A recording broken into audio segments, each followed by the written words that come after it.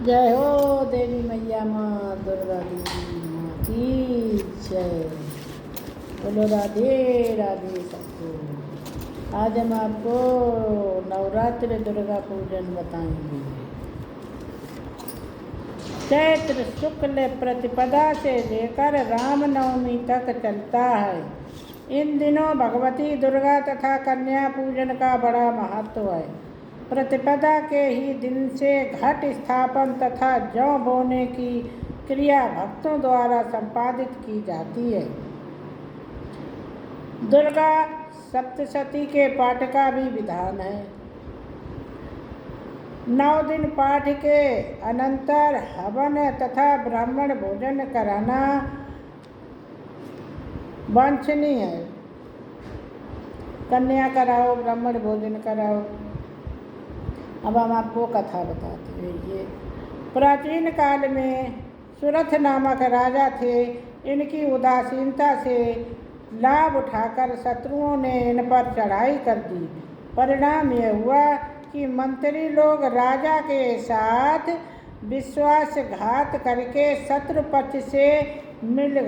पक्ष में मिल गए। ये तो अक्सर होता है। इस प्रकार राजा की पराजय हुई और वे दुखी तथा निराश होकर तपस्वी वेश में वन में निवास करने लगे। उसी वन में उन्हें समाधि नाम का वणिक मिला, जो अपने स्त्री पुत्रों के दुर्व्यवहार से अपमानित होकर वहाँ निवास करता था। दोनों में परस्पर परिचय हुआ।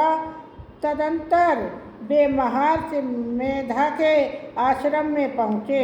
महामुनि मेधा के द्वारा आने का कारण पूछने पर दोनों ने बताया कि यद्यपि हम दोनों स्वजनों से अत्यंत अपमानित तथा तिरस्कृत हैं, फिर भी उनके प्रति मोह नहीं छूटता।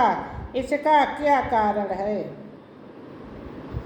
महर्षि मेधा ने यह उपदेश दिया कि मन शक्ति के अधीन होता है।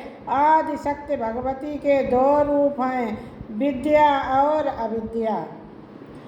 प्रथम ज्ञान स्वरूप है तथा दूसरा अज्ञान स्वरूप है। अविद्या अज्ञान के आदि कारण रूप में उपासना करते हैं, उन्हें वे विद्या स्वरूपा प्राप्त होकर मोक्ष प्रदान करती हैं। इतना सुनकर राजा सुरथ ने प्रश्न किया कि हे महर्षि, देवी कौन है?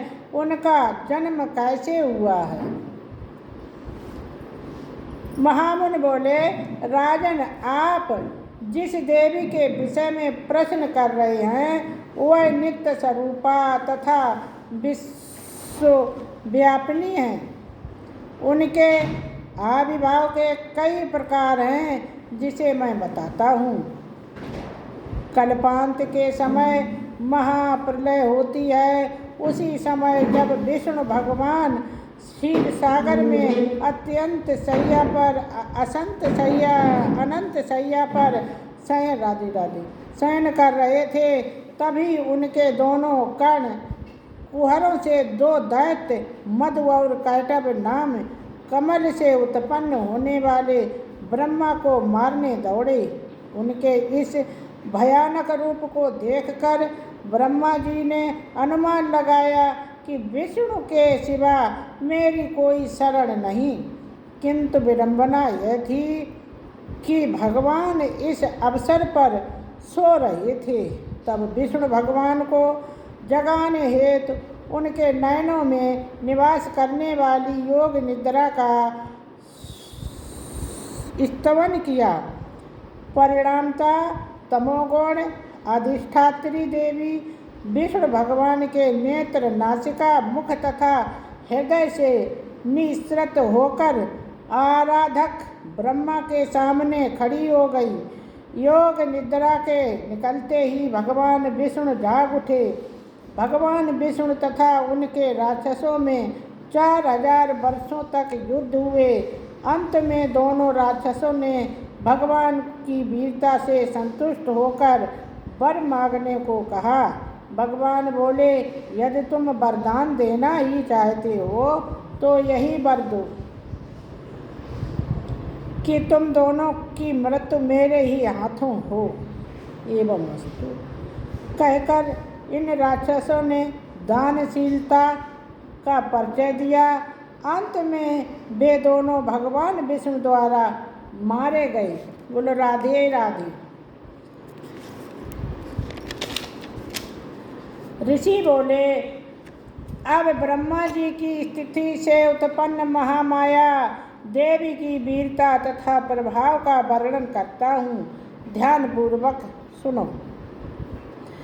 एक बार देवताओं के स्वामी इंद्र तथा दैत्यों के स्वामी महिषासुर से 100 वर्षों तक घनघोर संग्राम हुआ। इस युद्ध में देवराज इंद्र की पराजय हुई और महिषासुर इंद्रलोक का राजा बन बैठा। तब हारे हुए देवगण ब्रह्मा जी को आगे करके भगवान शंकर तथा विष्णु के पास गए। देवताओं की इस निराशापूर्ण वाणी को सुनकर विष्णु तथा शंकर को महान क्रोध आया। भगवान विष्णु के मुख तथा ब्रह्मा शिव इंद्र आदि के शरीर से एक पूंजीभूत तेज निकला, जिसमें दसों दिशाएं जलने लगीं। अंत में यही तेज एक देवी के रूप में प्रकट हो गया। देवी ने सभी देवताओं से अस्त्र शस्त्र शक्ति तथा आभूषण प्राप्त कर उच्च स्वर में अट्टहास युक्त गगन भेदी गर्जना की, जिससे पृथ्वी पर्वत आदि डोलने लगे तथा संसार हलचल मच गई। संसार में क्रोधित महिषासुर दैत्य सेना का व्यूह चक्र आकर इस सिंहनाद की ओर दौड़ा।